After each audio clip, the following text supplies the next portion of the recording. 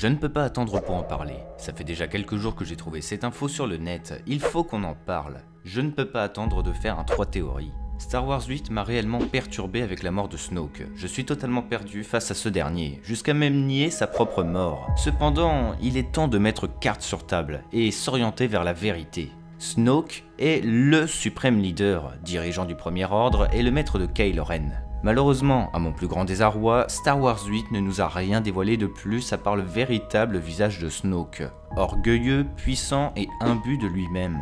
Cependant, un livre officiel est sorti sur ce dernier, donc canon. Ce livre, c'est The Last Jedi's Visual Dictionary, écrit par Pablo Hidalgo.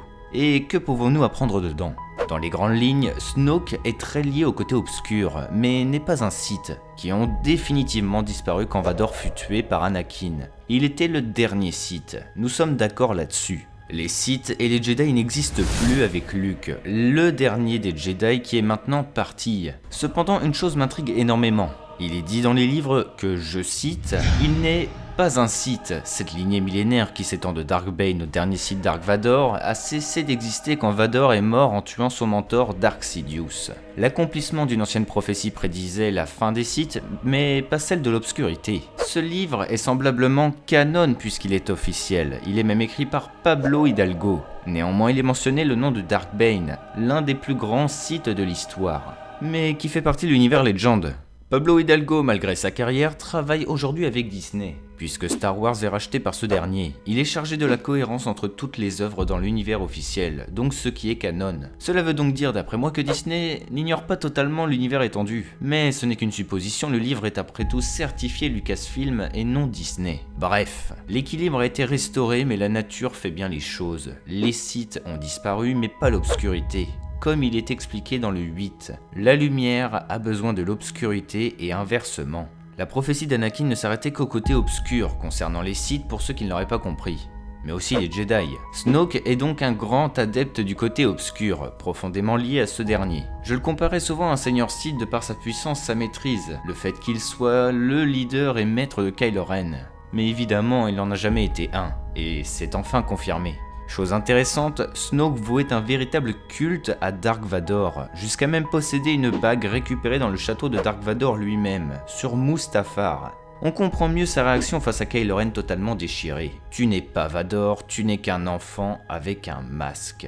Snoke fantasmait sur la ressemblance entre Ben Solo et son grand-père, après tout ils sont parentés. On peut donc comprendre, et cela semblait évident dans l'opus 8 que Kylo Ren n'était qu'un pantin, le jouet de Snoke qu'il voyait comme Vador. Imaginez un père par exemple qui a toujours voulu un garçon mais qui a eu une fille à la naissance.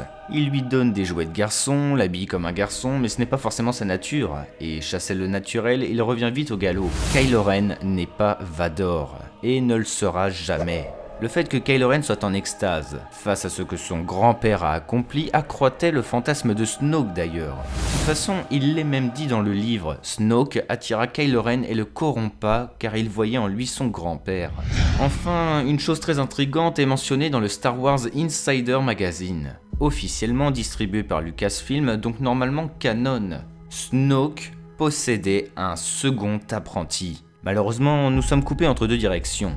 Le terme caché est pas mal employé par certains, mais cela veut donc dire que cet apprenti est tapi dans l'ombre durant les événements de Star Wars 7 et Star Wars 8. La traduction serait plutôt que Snoke a eu un autre apprenti, donc au passé. Snoke est vieux, il a du vécu, ses nombreuses cicatrices et sa maîtrise en témoignent. Que pouvons-nous argumenter là-dessus? Star Wars Insider Magazine est normalement canon, donc Snoke a bel et bien eu un autre apprenti, certainement avant Kylo Ren.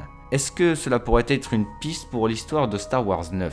Eh bien oui, totalement. Kylo Ren trahit Snoke et prend le pouvoir pour prendre sa place. Cependant, il est réellement déchiré émotionnellement depuis la mort d'Han Solo, son père. Et aussi via les échanges avec Rey. Disney doit savoir que cette révélation est importante. On pourrait imaginer que cet apprenti va faire surface dans le prochain opus. Tout le monde le pense, qu'il pourrait défier Kylo Ren pour prendre la place de suprême leader. J'avais finalement un peu raison au final. Je savais que Snoke ne pouvait pas partir comme ça. Et au final, il pourrait revenir par le biais de cet apprenti formé auparavant. Cependant, nous ne savons rien de ce dernier, et il semble avoir été formé avant Kylo Ren. Alors pourquoi n'est-il pas là aujourd'hui? Pourquoi n'a-t-on pas entendu parler de lui avant? Est-il mort? Est-ce lui qui a fait ses cicatrices à Snoke avant de s'éclipser?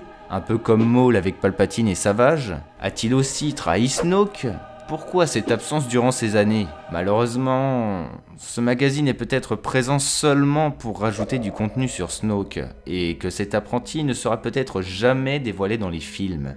Enfin voilà, je suis content d'avoir enfin des vérités sur Snoke et je tenais réellement à en parler avec vous et l'analyser. J'espère que cette vidéo vous aura plu. Je ne sais pas quand la prochaine vidéo sur Star Wars sortira, pour ceux qui demanderont.